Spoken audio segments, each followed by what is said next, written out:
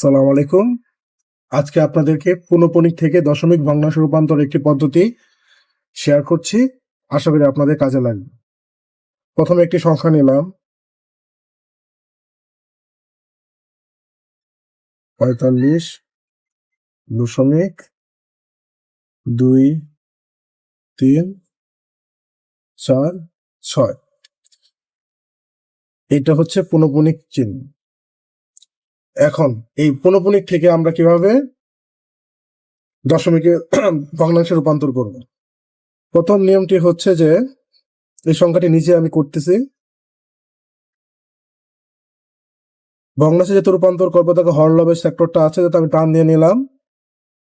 প্রথমে লিখলাম পুরো সংখ্যাটা, একদম লিখলাম পুরো সংখ্যাটা 45.2346। এবার আপনাদের কাজ হচ্ছে দশম মানে পৌনঃপুনিক ছাড়া যে অংশটা আছে, এই যে 452 সেই সংখ্যাটি লিখলাম 452। হ্যাঁ, উপরে কাজ মোটামুটি শেষ। এখন আমাদের কাজ হচ্ছে যে এবার নিচের কাজটি করি। এখন দেখতে হবে যে নিচের কাজটির ক্ষেত্রে পৌনঃপুনিক আছে কয়টি সংখ্যার উপরে। পৌনঃপুনিক যটি সংখ্যার উপরে আছে সে অনুযায়ী আমরা 9 লিখবো। এখানে 3টি সংখ্যার উপরে পৌনঃপুনিক আছে, তাহলে আমরা 3টা 9 লিখব। 1 2 3। এখন কাজ হচ্ছে যে আপনার দশমিকের পরে পৌনঃপুনিক ছাড়া কয়টি সংখ্যা আছে সে সংখ্যা অনুযায়ী আমরা একটা শূন্য বসাবো। যেহেতু 45.2, এই পৌনঃপুনিকে আগে যেহেতু একটি সংখ্যা আছে, দশমিকের পরে একটি সংখ্যা, তাহলে একটি শূন্য বসাবো। এখন হচ্ছে আমরা সমাধান করলেই উত্তর এসে যাবে।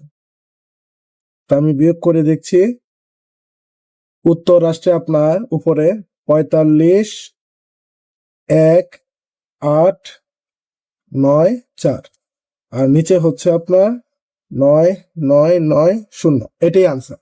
তাহলে আমি আবার একটু ভালো করে ব্যাখ্যা করে দিই।